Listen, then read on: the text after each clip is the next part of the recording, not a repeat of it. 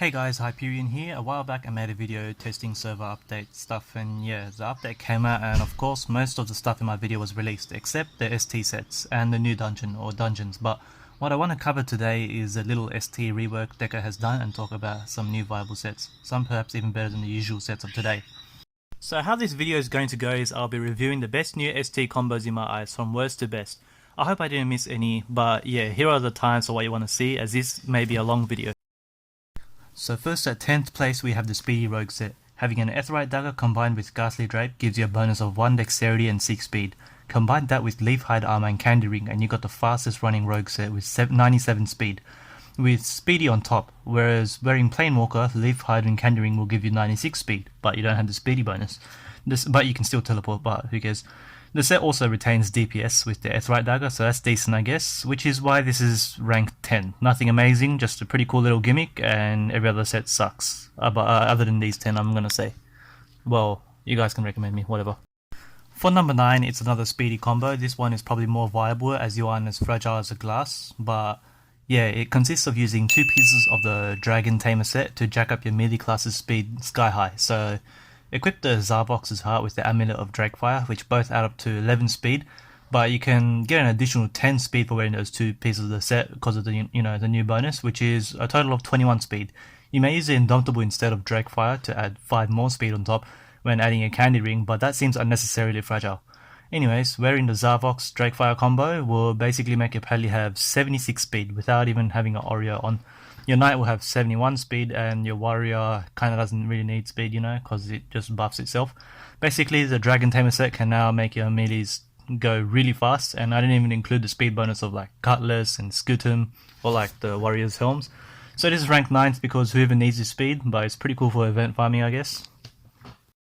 Heading on to number 8, we have the pieces of the Geb set. Having the robe and the ring gives 5 speed, so that may be something cool for those Wizmod sorcerers rocking Geb ring but lacking Cult Robe. But another thing is having 3 out of 4 of the set.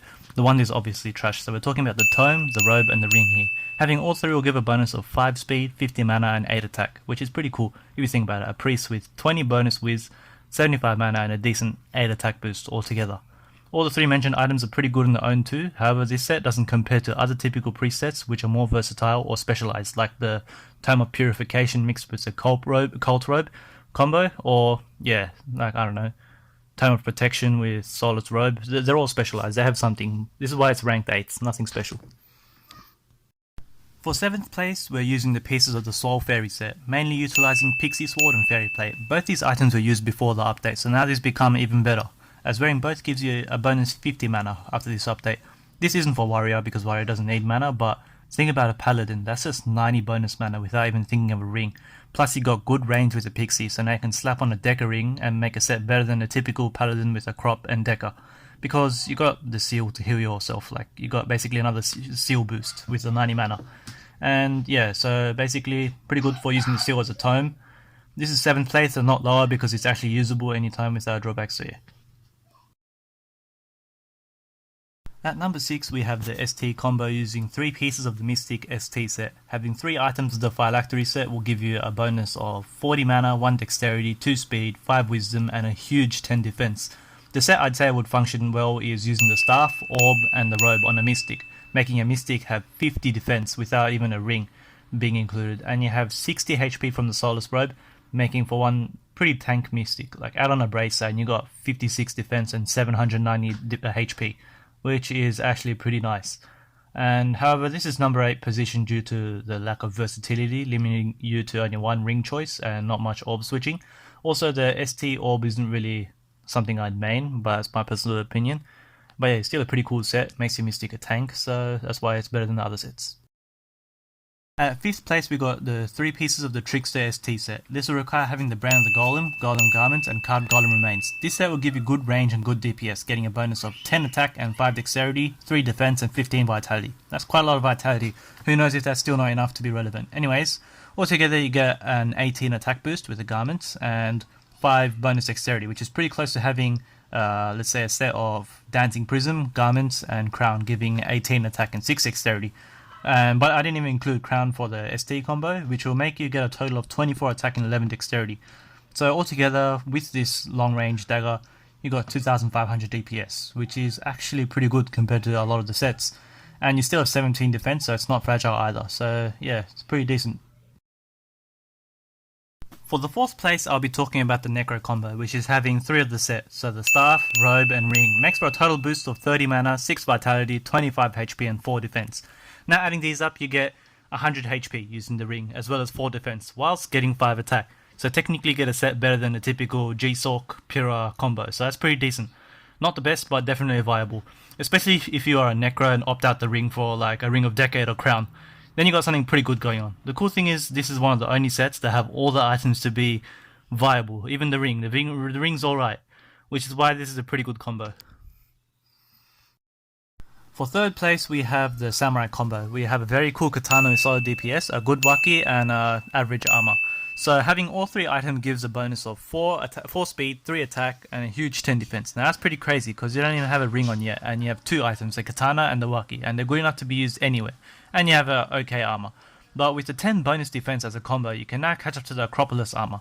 But on top of that, you have bonus stats too, including the 60 HP from the ST armor. So now you beat pretty much all the armors. This set is basically a straight up upgrade to any other set, except for maybe a DPS set, but I still think this is probably one of the best. No, you have the Mercy's Bane, but yeah. So what makes this set 3rd place is it's got one of the best katanas, a good waki, and a much more beefy set altogether compared to the typical samurai sets.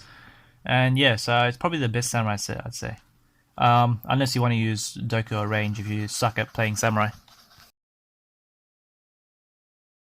At 2nd place, we have the Assassin ST combo, having the dagger, armor and poison to give a bonus of 6 vitality, 7 wisdom, 50 HP and 5 attack. These stats paired with the Garment's 6 attack boost, the Ripper being the most powerful dagger and possibly a crown if you have one at the end of the set, makes it the highest DPS assassin set. That is pretty cool, especially with a bonus of 50 HP. That's like making Leaf Hide useless then. Assassins serve no other purpose, so let's accentuate the only thing you can do. Dish out, like, alright damage I guess, but now it's pretty good damage with a Cursing Poison, the most powerful dagger, and a huge DPS boost of 17 attack and 6 dexterity. You got yourself quite a hard hitting behemoth. In fact, look at his DPS. Over 3000, that's like 3500. This is actually insane. This is personally my favorite, and I just need the armor for the full set as well. Now for the last combo, and the best combo. You'll probably have to go to the Oryx Champion Knight combo, having 3 items from the set giving a bonus of 5 attack, 5 dexterity and a massive 15 defense. So what's cool about this? Let's compare it with a warrior with Dominion, Crown and Splendor. A pretty good set for all melees, I'd say. And if you see here on a warrior, it beats it significantly, and don't forget the sword ignores armor. That's pretty damn amazing, and on top of that, the set bonuses and the ring, you have a total of 64 defense and 120 HP boosted, which means it's more tankier than the mentioned set too.